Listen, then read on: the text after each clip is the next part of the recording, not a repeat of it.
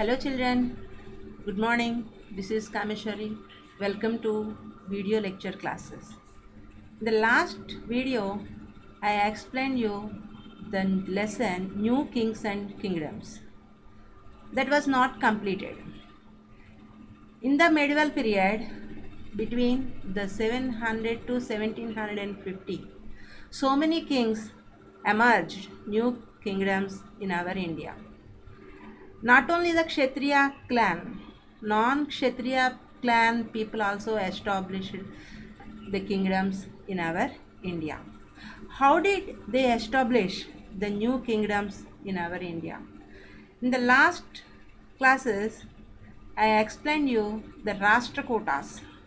Rashtrakutas also not a Kshatriya clan people, but they established a powerful kingdom in our India. Such type of other kingdom in this video I want to explain you children. Listen carefully. The Cholas. Cholas also not belong to the Kshatriya clan. They established a big kingdom in our India, the southern part of our India. In this picture I showed here, I marked in this India southern part of red colored area is ruled by the Cholas in our ancient time. Cholas, these were also not Kshatriya clan people. These were the subordinates of Pallava kings. Okay, these were the mainly chiefly family known as Muttarayar. Muttarayar family held power in the Kaveri Delta. Kaveri is the most important river, flows in the Tamil Nadu state. It flows west to east. It connects to Bay of Bengal. They were subordinate to Pallava kings of Kanchipuram. Pallava's capital is Kanchipuram. So these people were subordinates of the Pallava kings.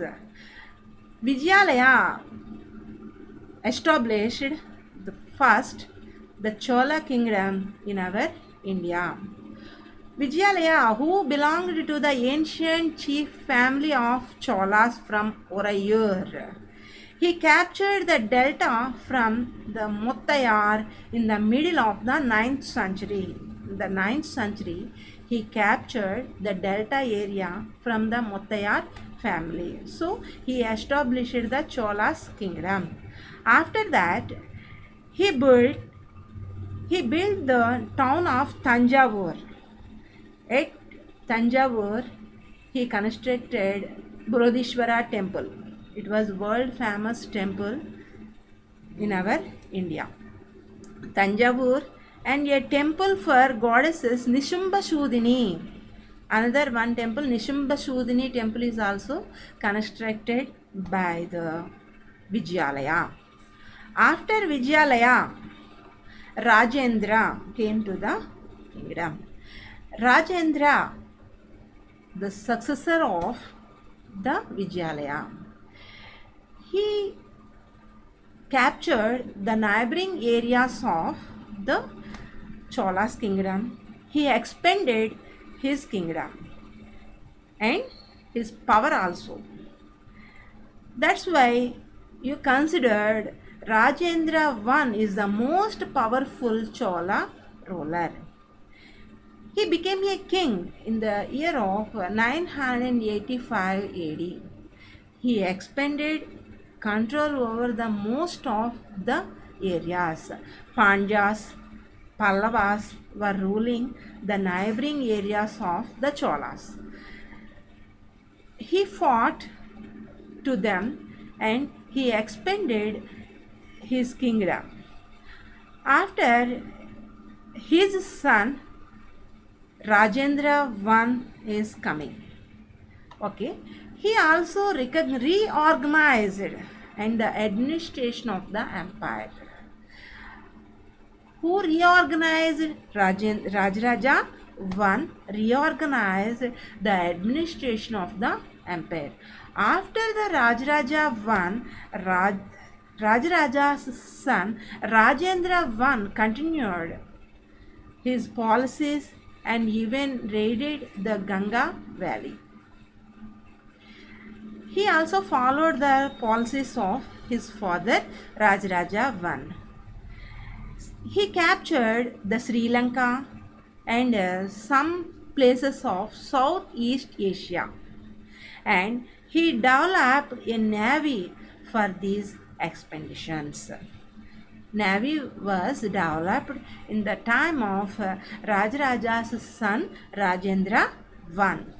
Next, in this Chola's time, they gave lot of importance to temples and their sculptures.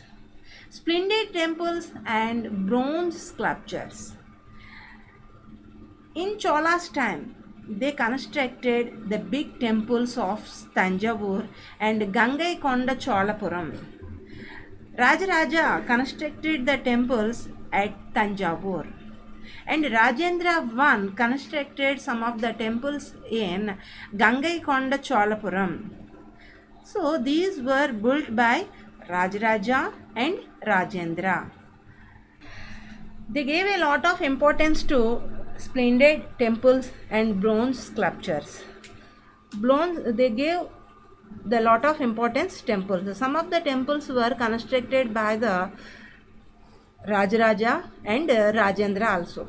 In Tanjavur area, Rajaraja constructed the Brohdishwara temple and Nishumba Sudhini temple also. And Rajendra constructed at so many temples in Gangaikonda Cholapuram. Chola temples often became a center of settlements which grew around them. These were centers of craft production. Temples were also endowed with land by rulers as well as by others. Chola temples often became the center of settlements. They constructed those temples in the one area. So many people came near to those temples and they settled the near of those temples. Who are settled in the surrounding areas of those temples are craft persons, priestess, musicians, sweepers, so many members. That's why these were endowed with land by rulers as well as by others. Some of the people donated lands to these temples. Kings and some of the rich peasants donated some of the lands to them. That's why these are all very rich lands by those people. The produce of this land went to maintaining all the specialists who worked at the temple of very often lived near it. Already I explained this point. Near the areas of these temples, so many members came and settled. Who are settled? Priestess. Priestess, what is the duties of priestess? Are performing of yajnas and yagas in those temples. That's why priestess came near to those temples, then they settled in the surrounding areas of the temples. And garland makers and cooks. Cooks did they preparing some of the prasadams of those temples. Cleaning section, sweepers, and advertisement programs members, musicians and dancers also settled in the surrounding areas of these temples.